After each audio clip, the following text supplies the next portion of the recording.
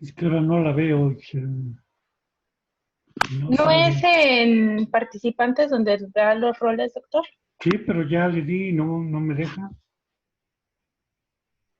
No aparece la opción. A ver, déjame ver.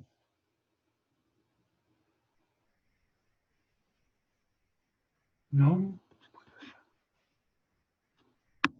Aquí quitamos uno.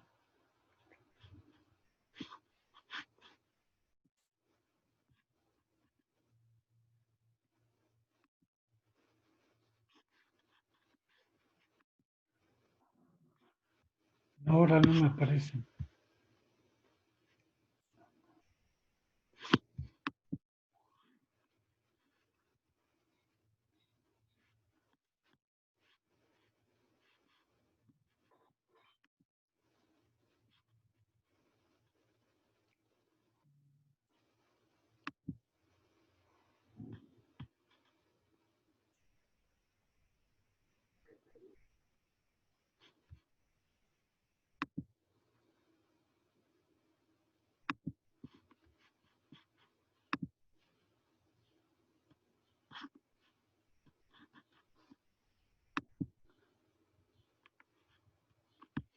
A ver ahí, chécale.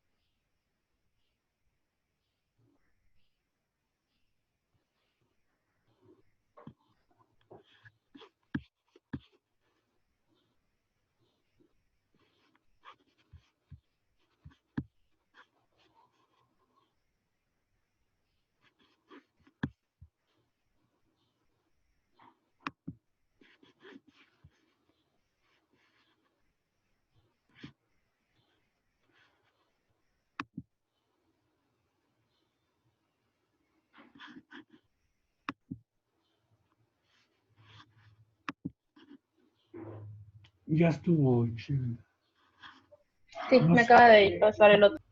sí, no sé ni cómo, pero es que a mí me cambió ligeramente la pantalla.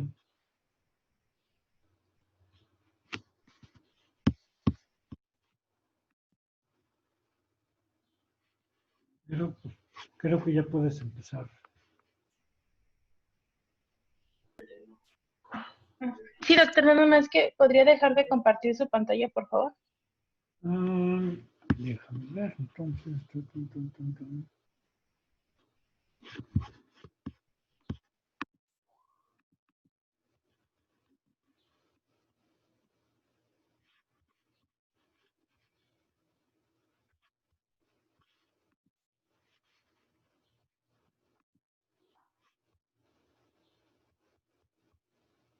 Listo. ¿Ya ven la pantalla? Sí, ya se ve. Sí.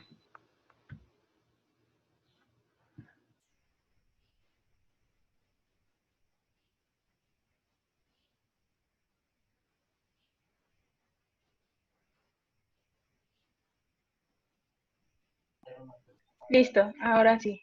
Bueno, vamos a empezar. Y el día de hoy vamos a ver el orden primates y lo que tiene que ver con su reproducción. Para comenzar, las generalidades del grupo es que aparecieron aproximadamente hace 65 millones de años y actualmente, en la actualidad existen aproximadamente más de 400 especies vivas. El nombre del grupo viene del latín primas primatis, que significa primero. No tiene que ver tanto con la aparición del grupo, sino con la jerarquía y cómo lo manejaba Linneo cuando comenzó a hacer su clasificación natural, ¿no? En el que creía que como nosotros, bueno, que al estar los primates emparentados con el hombre, tenían que ocupar una posición más hasta arriba en la clasificación de todos los animales. Debido a que necesitan cumplir un montón de requisitos súper específicos, es muy difícil clasificarlos y para clasificarlos dentro del grupo se considera que tienen que tener un sistema visual complejo, alta movilidad en el hombro, manos y pies bien definidos, un torso y una cola, el tamaño del cerebro tiene que ser considerablemente grande y tienen que tener una organización social compleja. Están clasificados en el orden primates, tienen dos subórdenes, el Aplorini y el Strepini. Los Strepini solamente están clasificados los lémures, loris, gálagos y el aye-aye. En el orden Aplorini están clasificados los terceos, los monos del Nuevo Mundo, los del Viejo Mundo, gibones, orangutanes, gorilas, chimpancés, bonobos y nosotros los humanos.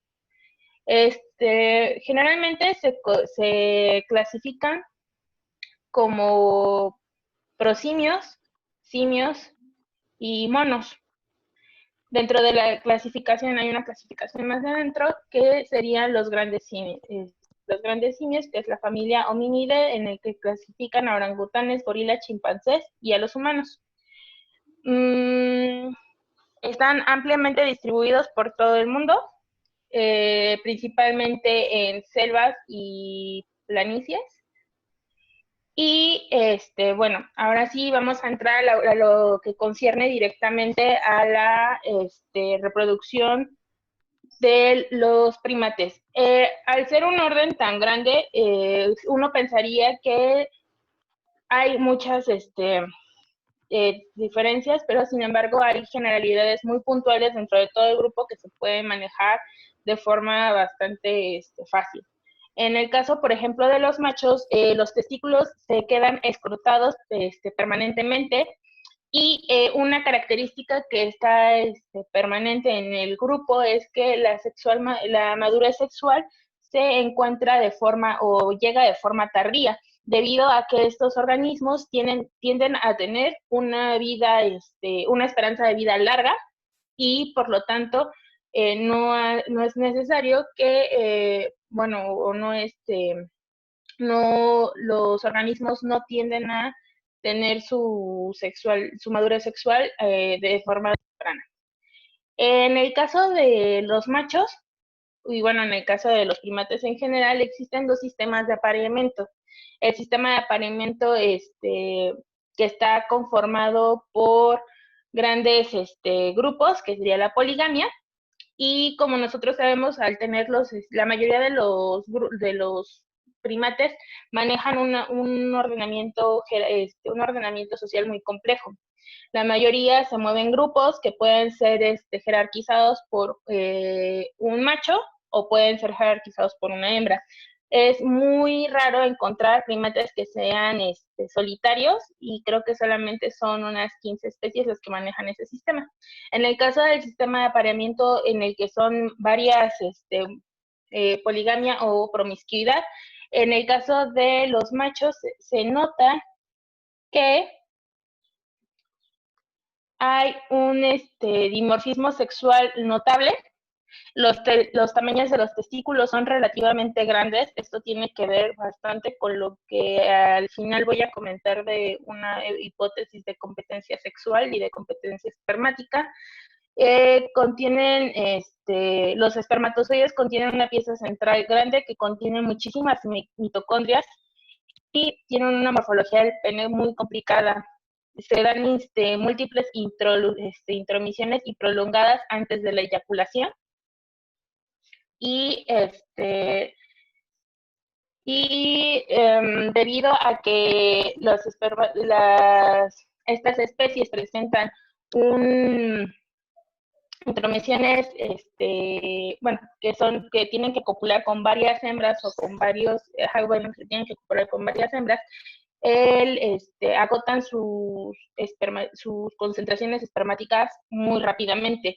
¿Esto qué quiere decir? Que las primeras eyaculaciones van a ser las que tengan mejor calidad espermática que las últimas que estos hagan.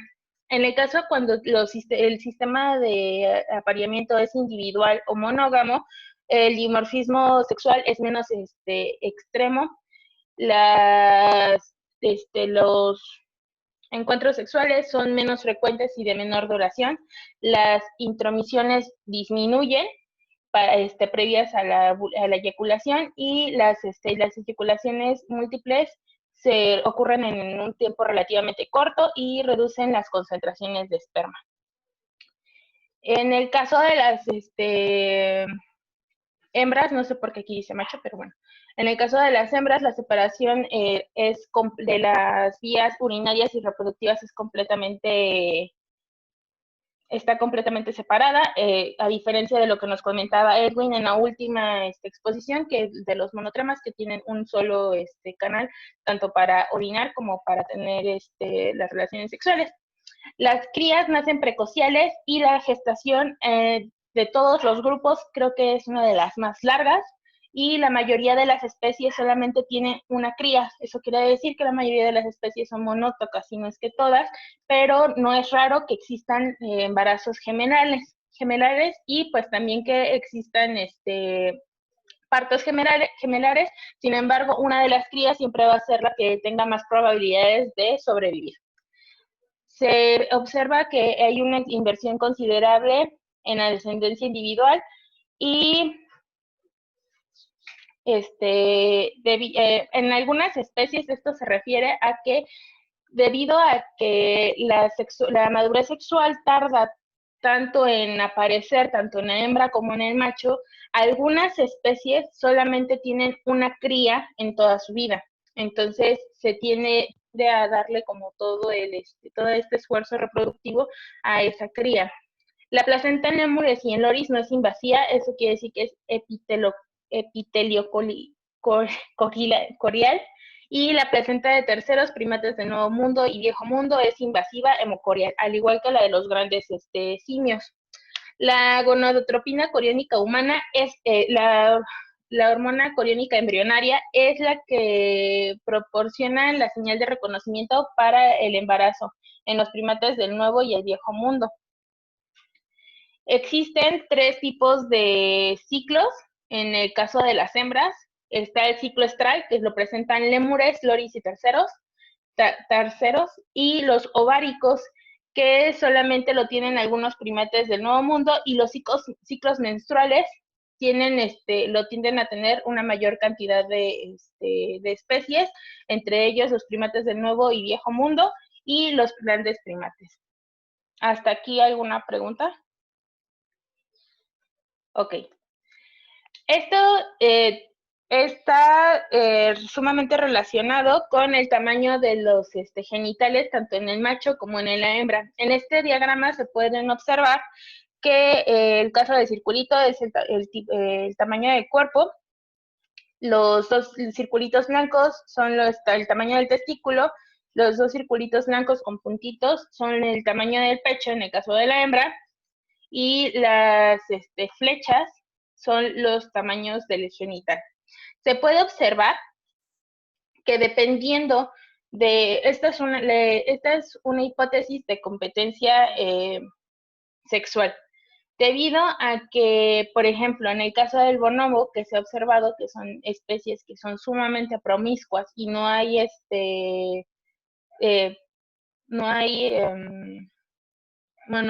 monogamia a la hora de aparearse, y pues, las hembras se aparean, creo, con todos los miembros de su grupo. Los testículos del macho deben de ser de mayor tamaño, debido a que deben de producir una mayor cantidad de espermatozoides para poder fecundar una mayor cantidad de hembras. El tamaño de los testículos va disminuyendo conforme el tipo de tipo de organización social que hay, debido a que en el caso, por ejemplo, del gorila, se ha observado que la estructura social y la jerarquización es un poco más estricta, debido a que un solo gorila dominante en una manada es el que tiende a tener la preferencia en el momento de la reproducción. Por lo tanto, los genitales van a ser de menor tamaño, porque no van a necesitar tener tanta concentración espermática debido a que su descendencia generalmente se encuentra asegurada. En el caso del tamaño del pene también se ha visto que tiende a ser más grande o más pequeño dependiendo del sistema de apareamiento que las especies presenten, ya que tiende a ser un atractivo para las hembras. En el caso de las hembras, en el tamaño del busto se puede observar exactamente lo mismo, que al ser el busto un atrayente, no solo un atrayente ya para el macho, en el caso de estas especies, pues tienden a ser más grandes, dependiendo del tipo de sistema de apareamiento que se presente. Bueno, ya como generalidades extras del grupo, el saco vitelino es eliminado después de la mitad de la gestación. En relación al tamaño corporal, el crecimiento tanto fetal como postnatal es demasiado lento, y como ya se los había mencionado, la madurez sexual es tardía, y la esperanza de vida en la mayoría de estos especies de este grupo es larga. Esto es algo que me llamó muchísimo la atención, y es que los primates del Nuevo Mundo, para poder mantener su respuesta hormonal correcta al momento del apareamiento, deben de tener una sobreexpresión de los receptores a las hormonas. Por lo tanto, exhiben una como represión transcripcional hasta que hay un enlace citoplasmático señuelo que consigue aumentar la expresión de los receptores, y luego, por lo tanto, la elevación de los niveles circundantes de las hormonas esteroides. Y bueno, se ha visto que los primates del Nuevo Mundo reemplazan la LH pituitaria con hormona coriónica, y su receptor de LH es bastante de LH y CG, solamente se une a esta última. Y en el caso de los del Nuevo Mundo, de los del Viejo Mundo, retienen la LH hipoficiaria, y su receptor puede responder tanto a LH como a CG. ¿Ok? En el caso del cortejo en estas especies se ha visto que lo que está más involucrado y que se ha conservado a lo largo de todos los grupos son las feromonas.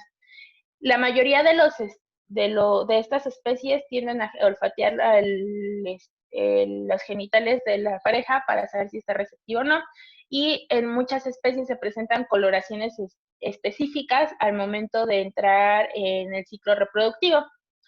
Hay preferencia de apareamiento en el caso de las especies que presentan una organización social de manada, y en el momento de que se empieza a presentar la conducta sexual, existe en el caso de los machos un aumento de territorialidad y agresividad.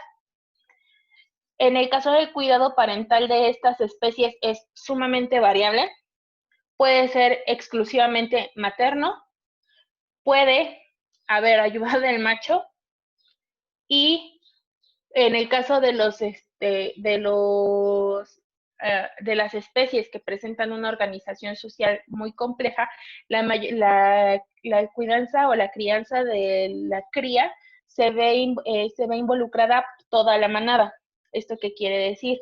Que hay un cuidado pues social de la cría, aunque obviamente la madre es la que lleva como que la batuta en la crianza de su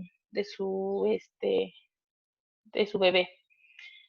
La hembra es la encargada de asear a la cría, lo transporta ya sea sobre su espalda o bajo el cuerpo, y lo alimenta con leche materna, y esto es pues, específico dependiendo del tiempo que las crías permanezcan con ellos. En el caso de los titís y los tamarinos, se ha observado un comportamiento un poco especial con respecto al macho, ya que son los machos los que se encargan exclusivamente que se encargan de forma muy especial de los cuidados de la cría.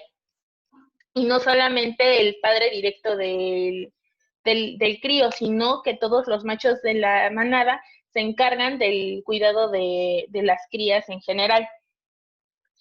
¿Ok? Y en esta tabla podemos ver tanto los ciclos reproductivos como el tiempo de los primates de las nuevas especies. Permítanme un segundo, por favor.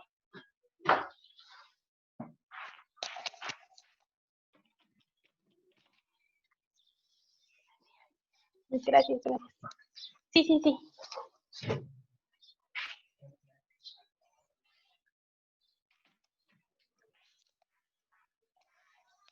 Disculpen.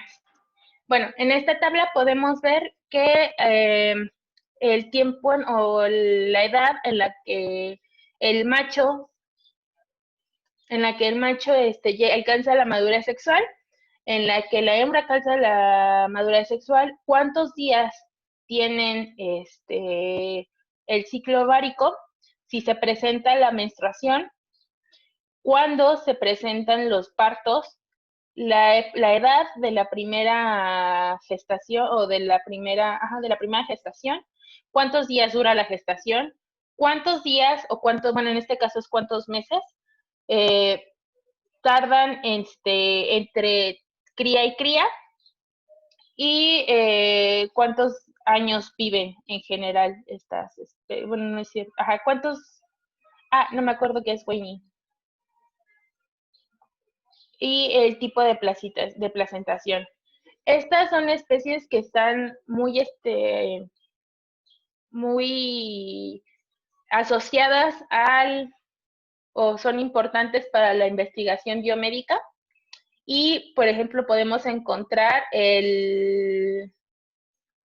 ¿dónde estás? Acá, macaca mulata, el monos rhesus, que es uno de los más importantes o de donde se han observado o se han hecho un gran número de trabajos, tanto neuroquímicos como reproductivos. De esta especie se sabe bastante debido a que ha sido, pues, durante muchos años, creo que a partir de los años 20 o 30 del siglo pasado, que comenzó a utilizarse con fines biomédicos, y se puede observar que tardan 207 días en los machos en alcanzar su madurez sexual y las hembras 1231. El ciclo ovárico dura 26.6 días aproximadamente. Es una menstruación, o sea, sí se presenta una menstruación. Tienen una fuerte estacionalidad en el caso de los nacimientos y el primer parto se da a los 3 años. Tardan 165 días en tener en la gestación y entre cada cría tardan aproximadamente 12 meses en volver a tener otra cría, y pues son 279 días de weaning, que no me acuerdo. Del destete. Del destete. Gracias, doc. 279 días de destete. Entonces, la placentación es intersticial y intersticial, ¿no? Aquí tenemos otra tablita que es al igual que la anterior, donde se muestra cuánto tiempo, bueno, la edad en la que entran a la pubertad, el ciclo y cómo se puede detectar el estro en especies tanto de monos del Nuevo y Viejo Mundo. Esta tabla está en un libro de cuidados para zoológicos y podemos encontrar, por ejemplo, a los papios. En el caso de los machos, entran entran en pubertad entre los 48 y los 84 meses. En las hembras, desde los 42 hasta los 60, se puede observar que las hembras entran antes a la pubertad. El ciclo estral dura 32 a 36 días. La gestación dura de 154 a 193 días y pues existen diferentes formas de detectar el estro. Ok, en el caso, por ejemplo, se puede observar que en estos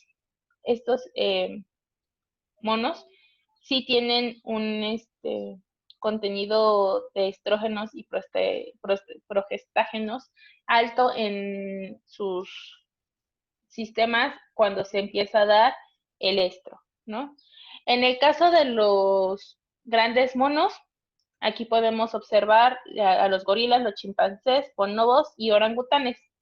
La pubertad en el caso de los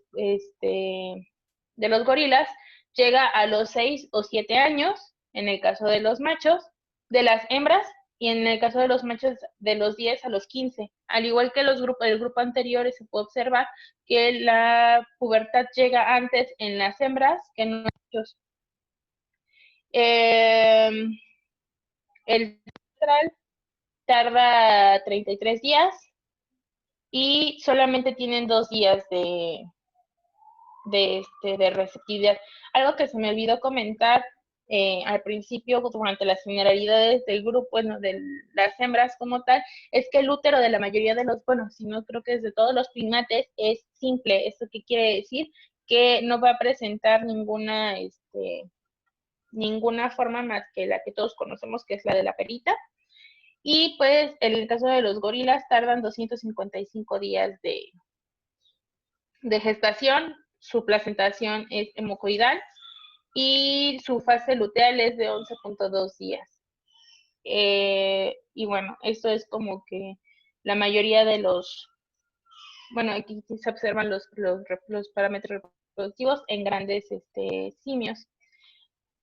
En el caso del artículo de investigación, yo busqué busqué varios artículos, busqué en varias fuentes y me llamó muchísimo la atención que, al igual que en el caso de Edwin, se encontraban cosas básicas en el estudio de la reproducción de tanto de simios del viejo y nuevo mundo como de grandes simios.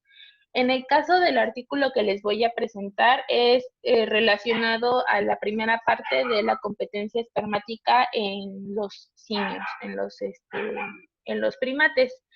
Este estudio se hace en Japón, en Kioto, y es un estudio comparativo de la microestructura y la producción espermática relativa tanto en gorilas, chimpancés y orangutanes, que son los grandes simios.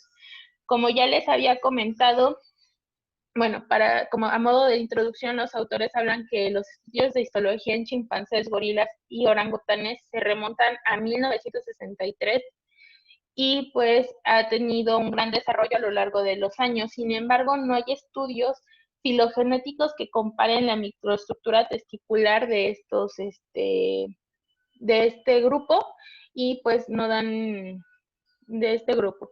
En 1979 se propone la hipótesis de la competencia espermática y se propone que entre más grandes son los testículos del macho, existe una mayor producción de espermatozoides y que esto está relacionado directamente al tipo de sistema de apareamiento que expresan cada una de las especies, y que la producción de espermatozoides va a estar directamente relacionada a lo que les comentaba, a la estrategia masculina que expresen cada uno de estas especies.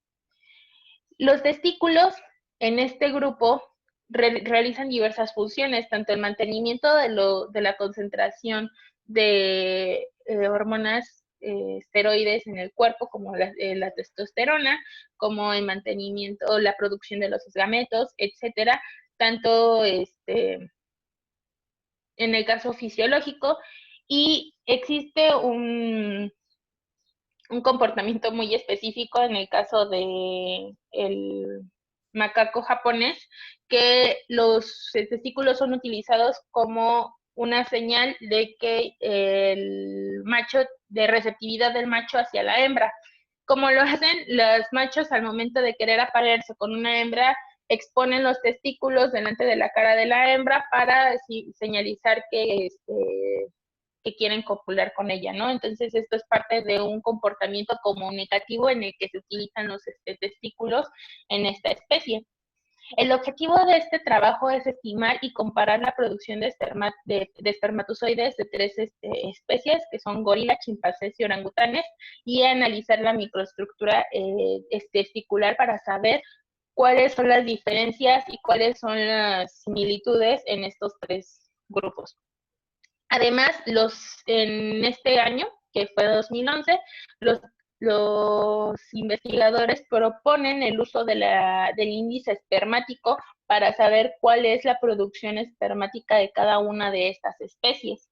Algo que en ese entonces era nuevo en el caso de los grandes simios, pero que ya se había utilizado mucho en otras especies. Bueno, como materiales y métodos, que fue lo que ellos hicieron, obtuvieron 10 ejemplares de gorila, 11 de chimpancé y 7 de orangutanes. Todos estos, la mayoría de estos organismos fueron obtenidos a través la mayoría de estas muestras fueron obtenidas a través de autopsias de zoológicos, aquí lo podemos ver, o de centros de investigación donde se utilizaban estos animales.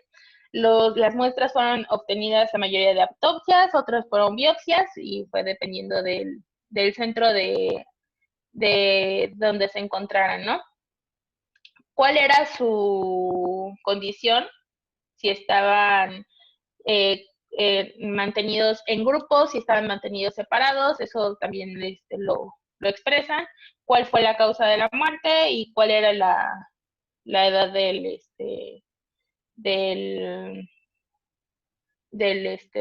organismo, y así como su peso, ¿no? Esto lo obtienen las muestras, las preparan, las fijan con formalina, las incluyen en parafina y posteriormente hacen 4 cortes de 4 micrómetros y las tiñen con hematoxilina eosina para determinar cuál es la estructura de los testículos. En el caso del orangután se utiliza la tinción de Paz, y para el cálculo del índice espermático se toman 5 fotogramas que cumplan 9.6 milímetros cuadrados de área. Estos fotogramas se imprimían y a mano se trazaba el contorno del túbulo espermático y se medía con un software, se trazaba el contorno del túbulo, se escaneaba la imagen de los túbulos ya marcados, se medía con un software y se obtenían los datos de área y radio del túbulo desde el centro del túbulo hasta el parénquima de este túbulo. Y se seleccionaban 30 túbulos seminíferos al azar y medían el diámetro con vernier. A continuación calculaban el volumen testicular, luego calculaban la longitud de los túbulos seminíferos multiplicando el volumen testicular con los 30 túbulos que ya habían seleccionado anteriormente, dividido sobre el área del túbulo. Luego contaban las espermátidas maduras por túbulo y esto lo multiplicaban con con la longitud total de los túbulos seminíferos, y ese era el índice espermático. Para compararlos, dependiendo de la especie, se hizo un prueba de normalidad y a continuación se pasaron a hacer comparaciones y se utilizaron para datos paramétricos ANOVA y para datos no paramétricos Chi cuadrada. La Chi cuadrada, ellos expresan que el único grupo que la necesitó, bueno, para las únicas comparaciones que la necesitaron fueron las del orangután. Y bueno, ellos dicen que como generalidades del gorila, el epitelio seminífero de esta especie es delgado, presentan muchos espermatocitos y espermátides, sin embargo son espermátides de un solo, de una sola tipo de un solo espermátide, y detectan ellos 6 pasos del ciclo del epitelio seminífero. Encuentran células abundantes de Leydig y cuando no se presenta en los ejemplares que no se presentaba la espermatogénesis, encuentran fibras de colágeno abundantes en el parénquima de los testículos. En el caso del chimpancé también se presenta un epitelio delgado, seminífero delgado, igual con abundantes espermatocitos y espermátides. Sin embargo, aquí sí hay espermátidos de 2 tipos. El ciclo del epitelio seminífero, igual que el del gorila, eran 6 pasos. Y en el caso del parénquima, se encontraban gran cantidad de fibras y células de Leydig entre el parénquima de los túbulos seminíferos. Aquí se puede observar de mejor manera. En el caso del orangután, se dan cuenta que el epitelio es un poco más grueso que el tejido intersticial, es el que lo hace más grueso ya que es muy abundante. Encuentran abundantes fibras y células de Leydig y el ciclo del epitelio, a diferencia de las últimas 2 especies, es de 10 pasos. En el caso de ya directamente lo que se refiere a la parte de producción espermática, se dan cuenta que es la del chimpancé que produce una gran cantidad de espermatozoides en todo de las 3 especies. El índice espermático del gorila, por ejemplo, es de 0.67 y del chimpancé es de 149, o sea, es 150 veces más grande la producción de espermatozoides en el chimpancé que en el gorila. En el caso del orangután, al igual que el chimpancé, que el gorila, el índice espermático es bajo, pero pues no tanto. La proporción, bueno, esto se repite con cada uno de los indicadores que ellos tomaron. Sin embargo, ellos hacen muchísimo hincapié en que justo lo que ellos pensaban, que al ser el chimpancé una especie promiscua, la producción espermática iba a ser mayor, y pues con esto lo confirman así súper bien, ¿no? Entonces, ellos comienzan su discusión diciendo que la microestructura de los testículos, ellos hacen hincapié en el epitelio delgado y en la poca diferenciación de las espermatogonias. ¿Por qué? Al ser un epitelio tan delgadito, el de los túbulos seminíferos, y al ver una poca diferenciación de espermatogonias, está asociado directamente al tiempo en el que las especies se reproducen. Que haya largos pasos de espermatogénesis en el orangután estaría dándole al espermatozoide. Ellos proponen que estos largos pasos tienen que ver con la formación del acrosoma y que el acrosoma de esta especie le va a dar un plus al momento de la fertilización. La mayor producción espermática está asociada con una mayor competencia, y eso lo dicen desde un principio, y debido a que las divisiones del epitelio seminíferos de chimpancés y gorilas sean tan parecidas, indica un ancestro común entre estos 2 grupos, y que estos dos grupos, bueno, más bien que los orangutanes diversificaron antes que estos últimos dos grupos, y por eso los orangutanes tienen un ciclo del epitelio diferente al de los chimpancés y al del gorila. Y bueno, con esto concluyen que efectivamente una mayor producción espermática está asociada a una mayor competencia por el tipo de apareamiento que presentan estas especies, y se confirma en el caso de chimpancé. Y esto sería todo por mi parte. No sé si tengan alguna duda. ¿Dudas, preguntas?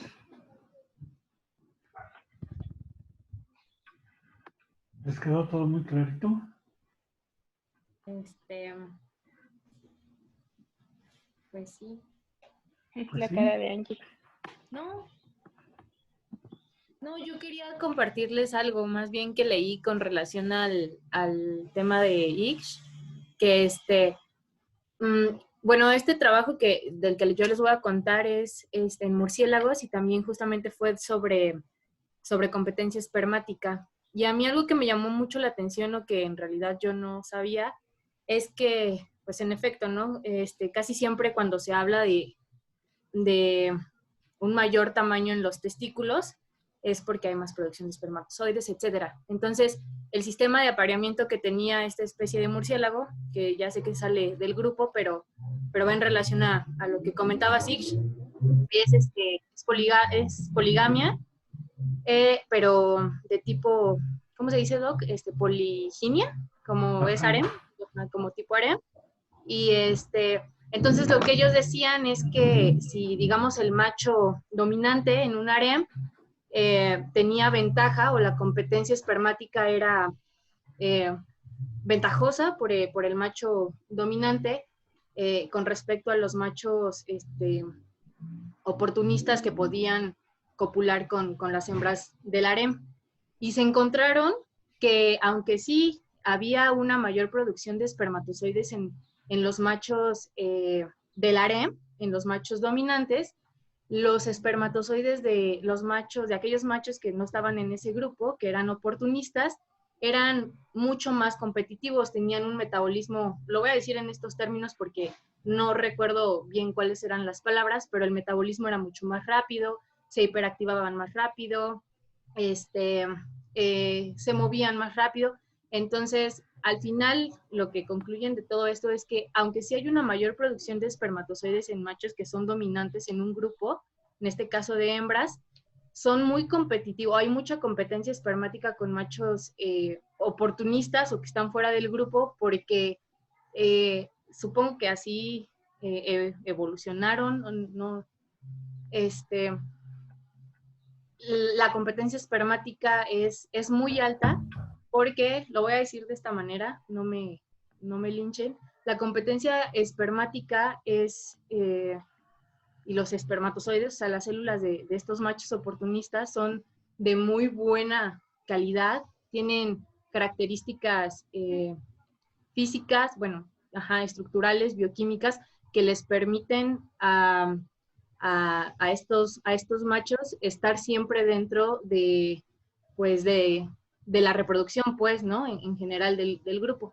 Y ya era algo que les quería compartir porque, o sea, yo creo que son aspectos interesantes que a veces no visualizamos, porque justamente los trabajos como el que tú presentaste, Ix, sí están muy enfocados a eso, ¿no? O sea, mayor cantidad de espermatozoides por machos que son dominantes, pero la competencia espermática pues va más allá de eso, ¿no? Como, aunque sí haya, digamos que más, a veces las características de las células sí cambian, y lo corroboraron. Leí un par de trabajos de estos, y bueno, yo no se los quería compartir porque lo había leído recientemente. Sí, de hecho sí lo comprueban, por lo mismo de que al parecer la mayoría de las especies que se encuentran en poligamia y que presentan mucha promiscuidad en su reproducción tienen espermatozoides que tienen una mayor cantidad de mitocondrias en la parte de la pieza media, lo que les ayuda como a, igual lo que tú decías, ¿no? Hiperactivarse un poco más rápido y ser más eficientes al momento de la fertilización. Entonces, pues es muy importante. No encontré, me llamó mucho la atención esa parte, pero no encontré trabajos que hablaran de justamente las características bioquímicas de los espermatozoides de estas especies. De hecho, la mayoría, volvemos a lo mismo, ¿no? O sea, trabajar con fauna silvestre, aunque sean especies que se utilizan muchísimo en el caso de de la investigación bioquímica, es difícil encontrar, pues estudios tan específicos, por ejemplo, como lo que nosotros hacemos. De hecho me sorprendió, había un artículo del 2019 que solamente, como que hacía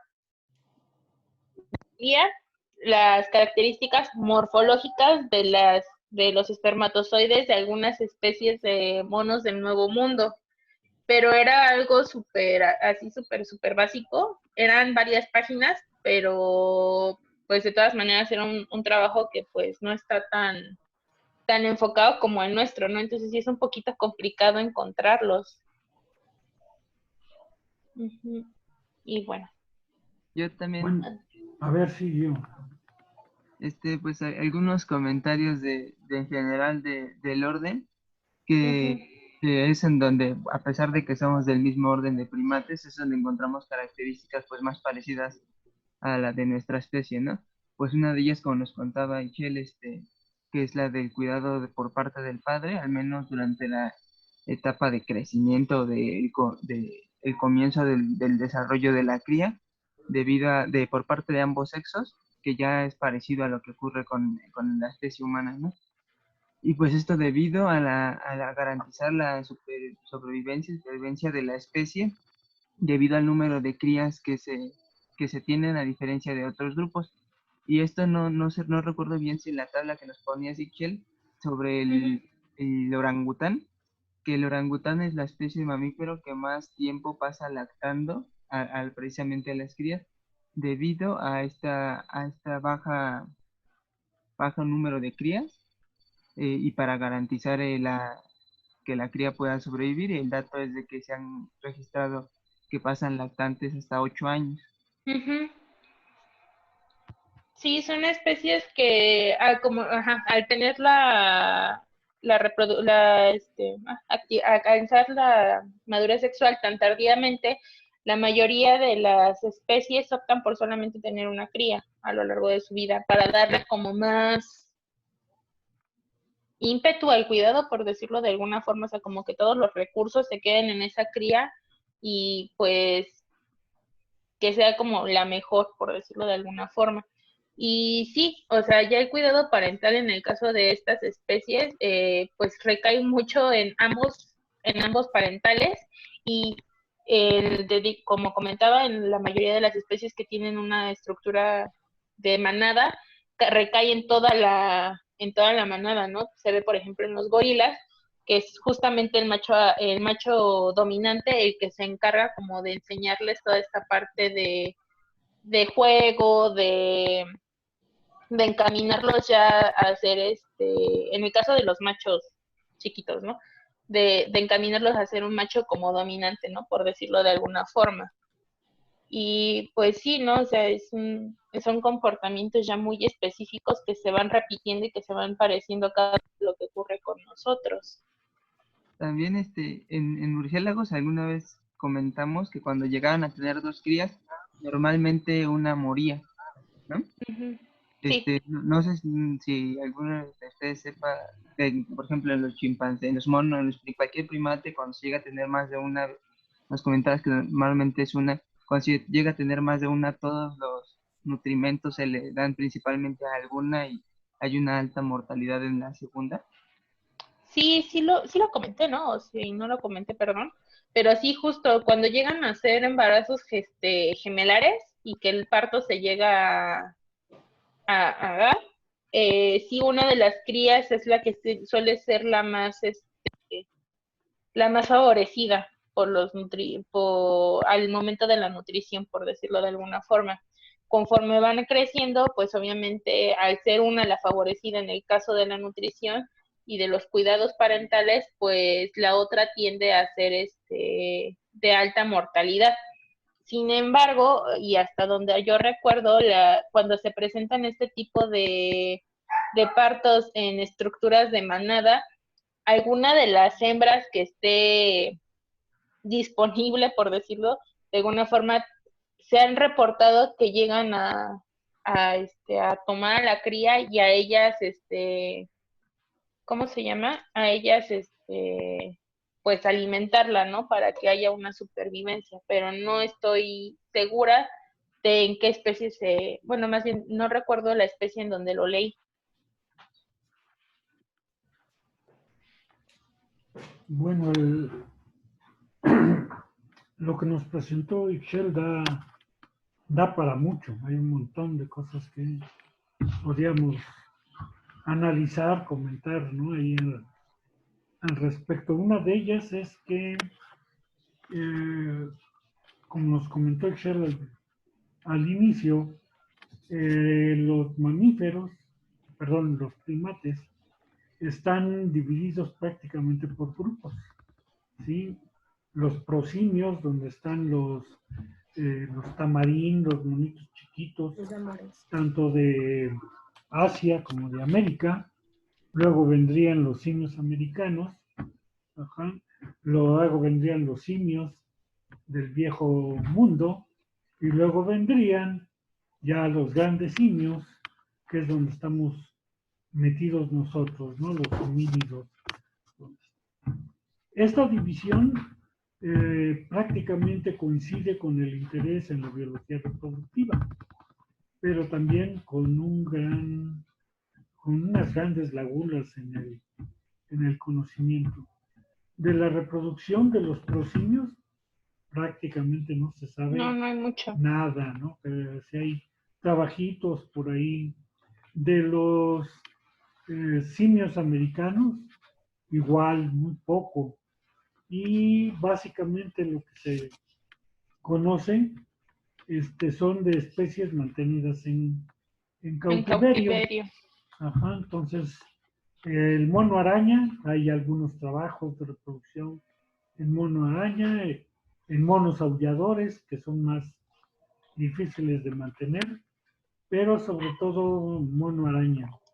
Estuvo de moda el estudio de la reproducción de los monos verdes, ajá, o monos ardilla, que se conocen americanos. Y estos porque se empezaron a utilizar para probar vacunas. Ajá. La vacuna de la polio, fundamentalmente, y otro tipo de vacunas, se probaban con los ardillas. Bueno, todavía se siguen probando con monos ardilla o con monos verde. Entonces se trataron de formar colonias para poder mantener una buena dotación de monos verdes o monos ardillas para poder probar las vacunas. Porque algunas de estas vacunas se prueban a nivel de cerebro. Hay que sacrificar a los monos verdes para ver si la vacuna está funcionando o no, lo cual ha traído un chorro de broncas de carácter ético, ajá, para aprobar las vacunas, dado el gran número de primates que se tienen que matar para saber si estas vacunas funcionan o no funcionan, porque la efectividad de la vacuna en estas cuestiones no la puedes medir con una titulación de anticuerpos. No me pregunte por qué, pero así están las cosas. Y bueno, las gentes que trabajaban en los laboratorios estuvieron sujetos a grandes presiones éticas y morales de si era válido sacrificar tantos primates para probar las vacunas. Entonces, la respuesta que daban ellos, pues que consideraban si había que sacrificar niños o mandar un lote de vacunas no probado, que a lo mejor no funcionaba con los niños, los que se iban a morir eran los niños, en lugar de los monos ardillos, los monos verdes. Entonces, como les digo, esto desató mucho el interés por la reproducción de estas especies. En los monos del viejo mundo también fueron considerados, sobre todo los macacos, ¿no?, para estudios de la reproducción, porque es más fácil estudiar en macacos y se parece menos a los humanos, y era una justificación para poder analizar los trabajos de reproducción en macacos, además de que sus números eran más abundantes que chimpancés, bonobos, orangutanes, y que imagínense sacrificar chimpancés u orangutones para el conocimiento de la biología reproductiva. Para que tengan una idea, los estudios de la biología de la reproducción humana estuvieron prácticamente vedados o prohibidos hasta la mitad de los años 70.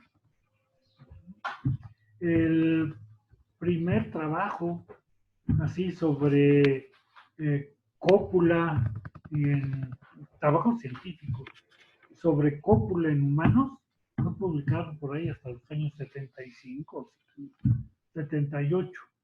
Antes era tabú, ¿no?, estudiar la reproducción en humanos, y todo lo que se tenía eran inferencias basadas en otros organismos en la reproducción, fundamentalmente de macacos, y incluso muchos de los aspectos reproductivos se extrapolaban de las ratas. De la rata de laboratorio se extrapolaban muchos aspectos de la reproducción humana por ahí.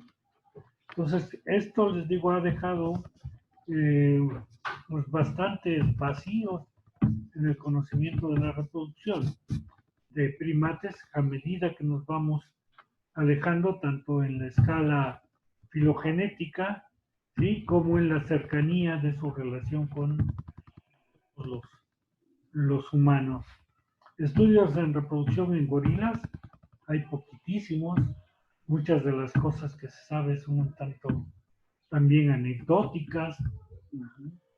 Ha llamado mucho la atención y esto de que los gorilas tienen el aparato reproductor más pequeño.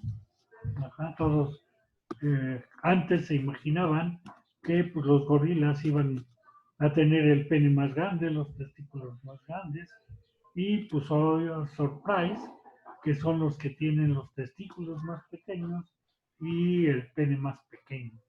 Y esto también tiene que ver con el trabajo que nos presentaba Michelle de producción espermática y competencia espermática, que tiene muchísima relación con la estructura social y los sistemas de apareamiento que se están dando en los del grupo de los mamíferos. Al parecer, aquellos mamíferos que mantienen un sistema polígamo, que lo vimos desde insectívoros, tienen que tener una mayor cantidad de espermatozoides, espermatozoides más, con mayor viabilidad, motilidad, para precisamente competir en estas condiciones con los otros machos que están ahí fecundando a las mismas hembras. En cambio, los monógamos, o los que tienen una estructura social con un macho muy dominante, como en el caso de gorilas, la producción espermática es menor porque tienen la reproducción asegurada, ¿no? Ahí hay estas cuestiones. Igual, los machos periféricos, no todas las cópulas de las hembras son hechas por el macho dominante. La mayoría de ellas sí, pero pues de repente no falta la hembra descarriada y el macho pues abusado que copula alguna de las hembras de la periferia. Y igual se ha visto que para garantizar los procesos reproductivos, los machos periféricos tienen, al parecer, espermatozoides de mejor calidad, hablando así en general. Y esto sucede, y hay que tenerlo presente, en la gran mayoría de los mamíferos, en los aspectos reproductivos de los mamíferos. Lo vimos con las musarañas, y más que un aspecto de carácter filogenético, como es una de las conclusiones que sacan en el artículo de Shell, que nos presentó Shell, que esta conclusión está sacada de la manga, pues no hay realmente un enfoque filogenético, evolutivo, en el trabajo que ellos hayan desarrollado. Pues lo estamos viendo, que todos los grupos tienen que ver más la estructura social y el sistema de apareamiento, el patrón reproductivo que estén siguiendo, lo que están promoviendo estas cuestiones, ¿no? Ahorita que sacaba Angie el caso de los murciélagos, también hay un trabajo bastante interesante que se hizo, pues yo puedo hace como entre 7, 5 años, por ahí no recuerdo la fecha exacta, de que en los murciélagos ha habido dos tendencias en cuanto a aspectos reproductivos que, según estos autores, son bastante relevantes o importantes. Una de ellas es un grupo de murciélagos que presentan los testículos más grandes, el pene más grande y más evidente. Igual las hembras presentan los órganos sexuales más evidentes y más vistosos, tanto para los machos como los machos para las hembras. Y el otro grupo, que ha tratado por comportamientos reproductivos más complejos, por, ¿cómo les diré?, cantos, emitir sonidos más complejos para atraer a las hembras, una estructura social más compleja, una mayor protección de la hembra y de las crías. Y lo interesante de este trabajo es que además lo asocian con función cerebral, con desarrollo cerebral y con funciones cerebrales, ¿no? Entonces dice que están estas dos estrategias, una, a los testículos grandes, que las hembras escojan a los machos con testículos más grandes, más evidentes, o la otra, que pueden elegir a los machos más inteligentes, ¿no? Y esto se está dando ahí entre los murciélagos. Una propuesta, es un trabajo interesante, que incluso por broma se los mandé a varios colegas primatólogos y otros amigos, preguntándoles que qué grupo estaban, si en el que tenían el aparato reproductor grande, etcétera, o los que tenían el desarrollo cerebral más complejo, más grande, ¿no? Entonces, esto, les digo, parece interesante. Y bueno, habría otros ya detalles que habría que analizar del trabajo de Shell, pero pues que les van a quedar como tarea. Incluso, como pudieron ver, los datos reproductivos son básicos para los grandes simios, donde estamos metidos nosotros. Para los homínidos, los datos reproductivos son básicos. Ahí sacan límites, a veces demasiado amplios en varias cuestiones, ¿no? El destete en chimpancés puede llevar de 3 meses a 18 meses. Es un rango amplísimo. ¿Y qué nos dice esto? Pues que todavía no están muy bien estudiados muy bien acotados para poder tener datos más viables, ¿no? Más fieles al respecto del trabajo de campo, ¿no? De las especies silvestres. La otra es que son trabajos con especies en cautiverio y muchas que se mueren, ya sea por la edad, y son los datos que se tienen, o por aspectos de enfermedad. Entonces también hay que tomar estos datos con precaución, dado que no se pueden hacer, esa es la otra, estudios con modelos reproductivos que tú escojas, que puedan reunir las características, ¿no? Estás a expensas de lo que te dan los centros de investigación, los zoológicos. Es muy difícil que tú, para hacer un trabajo de biología de la reproducción, pues tengas 50 chimpancés, más o menos de la misma edad, etcétera, etcétera, ¿no? Que puedas ir sacrificando. Es muy difícil de hacerlo.